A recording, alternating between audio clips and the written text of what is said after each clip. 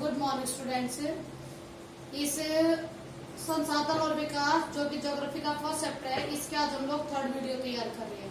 Third video जिसका main topic है भू संसाधन। ठीक है, इसमें भू संसाधन कराने से पहले बेटा आप लोगों को मैंने ब्लैक बोर्ड पे पूरे फिगर्स बना के रखे हुए हैं। ये फिगर्स आपको एज इट इज बुक में दिए हुए हैं। ये हम लोगों को पढ़ना है कि कौन सी जमीन कम हुई है, कौन सी जमीन ज्यादा हुई है, वो क्यों हुई है, किन कारणों से हुई है। ठीक है, ये सारी चीजें मैं समझाने का काम करूंगी, लेकिन समझाने से पहले बेटा एक बार ढंग से आप लोग इस ब्लैक बोर्ड पर लिखी हुई हर चीज को ध्यान से देख लो।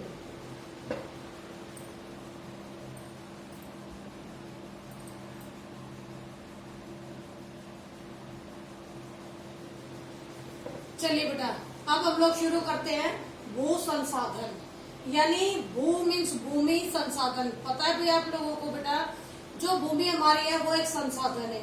अगर भूमि है तो सब कुछ है, अगर भूमि नहीं है तो कुछ भी नहीं। ठीक है, क्योंकि भूमि पर ही हमारा जीवन संभव होता है। अगर जमीन ही नहीं होती है तो मानव का तो यहाँ कोई नाम निशान होता ही नहीं। ठीक है, तो बेटा अब ये जो हमारे भू संसाधन है, भूमि हमारी भूमि रूपी संसाधन है। हमारे देश में या पूरे विश्व में 3 तरह की भूमियां मिलती है। या तो मैदानी इलाका मिलता है आपको, या पठारी इलाका मिलता है, या पर्वत वाला इलाका मिलता है।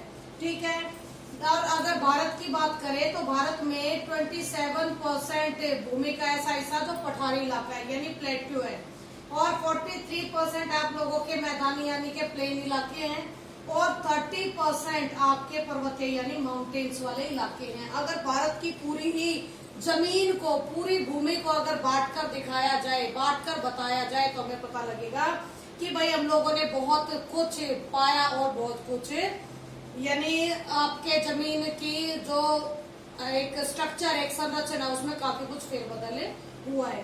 ठीक है बेटा, तो भूमि हमारी संसाधन है।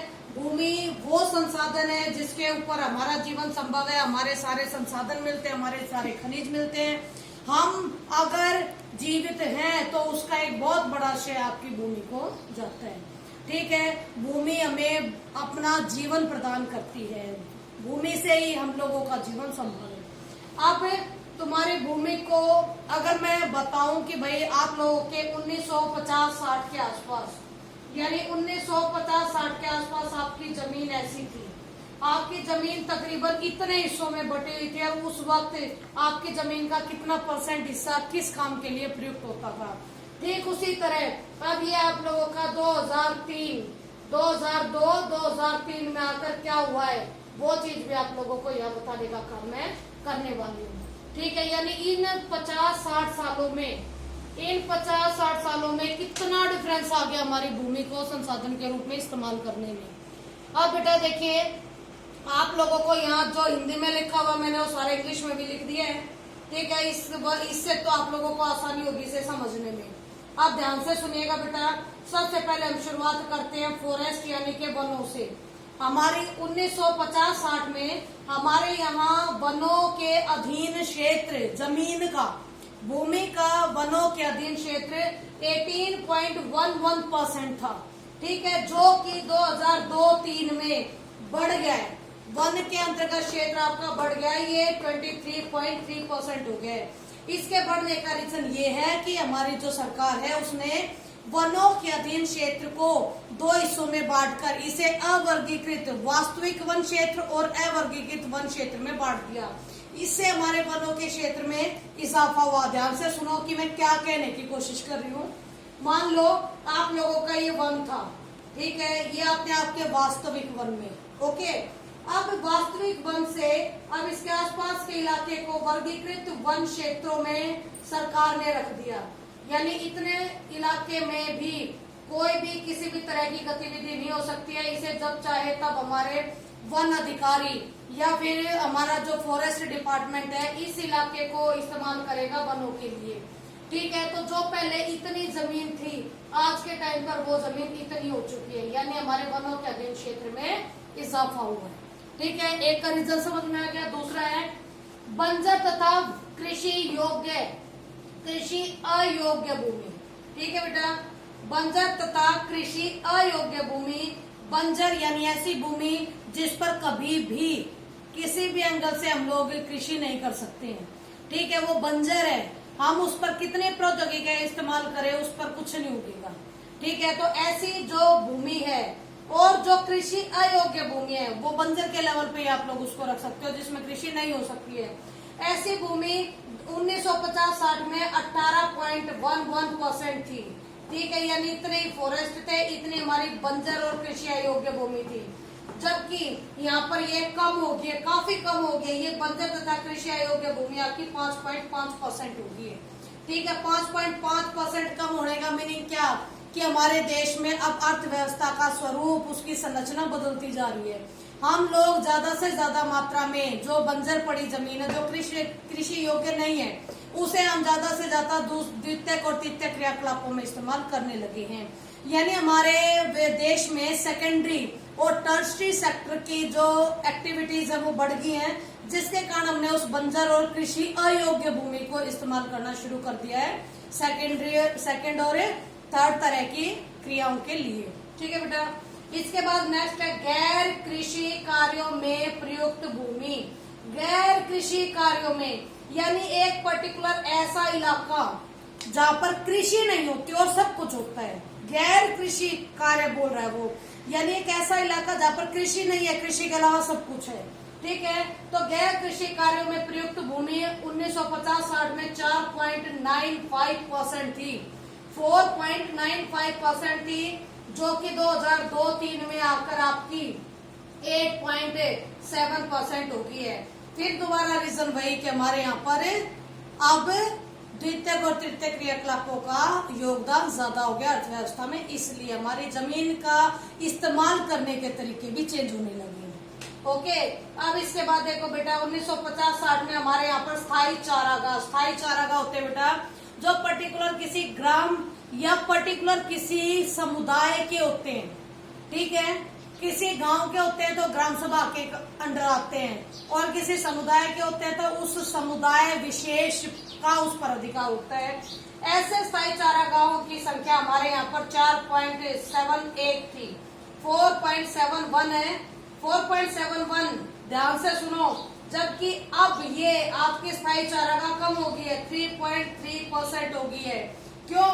क्योंकि पहले स्थायी चारागाह इसलिए ज्यादा थे क्योंकि पशुओं का पशुपालन बेहद बड़ी संख्या पे होता था।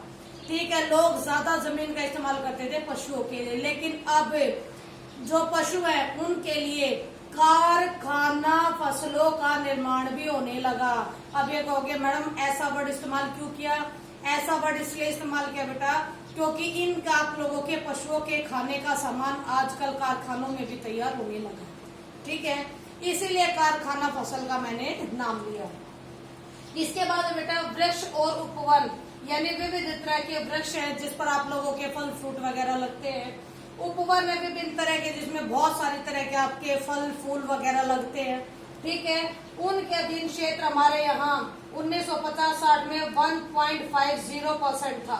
ठीक है, दोबारा सुनिए 1.50%, जबकि अब आकर ये केवल 1% रह गए। ये हमारी 20वीं सदी में केवल 1% ही रह गया है। ठीक है, अब इसके बाद है कृषि योग्य व्यर्थ भूमि, यानी कृषि के योग्य तो जमीन है लेकिन उस पे कृषि हो नहीं रही है, वो ऐसे ही व्यर्थ पड़ी है। तो जो कृषि योग्य व्यर्थ भूमि है उसकी वेटेज पहले 6.23% थी, 6.23% कृषि योग्य थी लेकिन खाली थी। लेकिन अब आप लोगों की कृषि योग्य व्यर्थ भूमि में अब कमी आ गई है, अब ये 4.0% हो गई है। ध्यान दो, कृषि योग्य व्यर्थ भूमि भाई जनसंख्या दिन ब दिन बढ़ती जा रही है, जनसंख्या इतने बड़े लेवल पर बढ़ती जा रही है कि अब जितना चाहो उतने आप लोगों के फसलें उगाने का या अनाज उगाने की जरूरतें पड़ती रहती है हमारे यहाँ। इसीलिए जो कृषि योग्य व्यर्थ भूमि पड़ी थी उसका भी इस्तेमाल अब हम लोगों ने जनसंख्या के लिए ज्यादा से ज्यादा मात्रा में उगाने के लिए उस जमीन का इस्तेमाल करना शुरू कर दिया। ठीक है, इसके बाद तुम्हारी प्रति पुरातन भूमि है भाई, प्रति भूमि होता है छोड़ी गई भूमि, यानी अगर पहले प्रति भूमि को सुनो। प्रति भूमि जो आप लोगों की फैलो जमीन होती है, प्रति भूमि इसे बोलते हैं कि अगर आपके किसी एक पर्टिकुलर इलाके में आपने लगातार कई साल तक कृषि करी, ठीक है, उसमें फसल उगाई है, उसके बाद आप कुछ समय के लिए उसको खाली छोड़ देते हो, उसको खाली छोड़ देते हो ताकि उसकी उर्वरक क्षमता दोबारा से आ सके, वापस दोबारा से उसकी उर्वरकता क्षमता वापस आ सके, इसीलिए आप उस प्रति भूमि को छोड़ते हैं, यानी छोड़ दी गई खाली भूमि, ताकि उस पर कुछ समय के बाद दोबारा से वह इतनी उपजाऊ हो जाए, इसके लिए प्रतिभूमि छोड़ी जाती है। ठीक है बेटा, अब एक शब्द और इसमें पुरातन प्रतिभूमि का इस्तेमाल किया गया। पुरातन प्रतिभूमि वो भूमि होती है जो 1 साल से ज्यादा और 5 साल से कम, 1 साल से ज्यादा और 5 साल से कम इतने समय तक अगर खाली छोड़ी जाए तो उसको हम लोग कहते हैं पुरातन प्रति और पुरातन भूमि। ठीक है, इस पुरातन भूमि जो प्रति पुरातन भूमि है, ये पहले 3.50% थी, जो कि अब आप लोगों की थोड़ी सी बढ़ गई है, 3.6% हो गई है। ठीक है, क्योंकि अब हमारे कृषि करने के तरीके चेंज हो चुके हैं। अब हम लोग एक ही जमीन से हम 2-2 या 3-3 लेवल के आपके खेत काट काट कर उसमें कृषि करने का काम भी करने लगे। ठीक है, क्योंकि इतनी बढ़ती जनसंख्या की जरूरतें पूरी करनी है तो भाई काम सारे करने पड़ेंगे। ठीक है, इसके बाद वर्तमान प्रतिभूमि। वर्तमान प्रतिभूमि वो होती है जो किसी एक फसल ऋतु तक खाली रहती है, किसी एक फसल ऋतु तक खाली छोड़ दी जाए, सेकेंड फसल ऋतु में उसको दोबारा से इस्तेमाल कर लिया जाए। ऐसी प्रतिभूमि पहले 3.73% थी, जो कि अब आपकी 4.9% हो गई है, ताकि बड़ी मात्रा में जमीन की उर्वरकता क्षमता खराब ना हो और बार बार उसका उपजाऊपन बढ़ता रहे और बड़ी मात्रा में फसल और खेती का काम उस इलाके में होता रहे। अब लास्ट में बेटा तुम्हारा शुद्ध बोया गया क्षेत्र है 46.26%। शुद्ध बोया गया क्षेत्र यानी नेट नो एरिया, ये वो एरिया है जिसमें साल में कम से कम 2 से 3 फसलें उगाई और काटी जाती है। यानी ये वो इलाका है जो पूरी तरीके से कृषि के लायक है, जो पूरी तरीके से जिसमें से कृषि से रिलेटेड हम लोग सारी चीजें निकालने का काम करते हैं। ठीक है, ये 50-60 में 46.26% थी, लेकिन अब 2002-03 में आकर ये थोड़ी सी घट गई है। पहले 46.26% थी, अब 45.5% रह गई है। क्यों? क्योंकि भाई बढ़ती हुई जो जनसंख्या है वो अब तकरीबन सारे इलाकों को निकालकर जो कृषि योग्य भूमि है उसको कम करती जा रही है, उसकी जगह अपनी बड़ी बड़ी बिल्डिंग्स, बड़ी बड़ी इंडस्ट्रीज और बड़े बड़े बाजार स्थापित करने लग रहे हैं, जिसके कारण इसका खामियाजा हमारे शुद्ध बोए गए क्षेत्र को भी भुगतना पड़ रहा है। ठीक है बेटा, एक बार फिर इसको प्रॉपरली देखो इंग्लिश मीडियम के बच्चों के लिए भी, कि जो भी आप लोगों को शब्द इस्तेमाल कर रखा है प्रॉपरली ध्यान से देखोगे, ढंग से देखोगे, अच्छे से इसको समझोगे, और फिर भी अगर बेटा को समझ में नहीं आता है तो कमेंट करके मुझसे आप लोग पूछ सकते हो, और कमेंट किया करो बेटा ताकि मुझे भी लगे कि आप लोग पढ़ते हो। ठीक है, थैंक यू बेटा।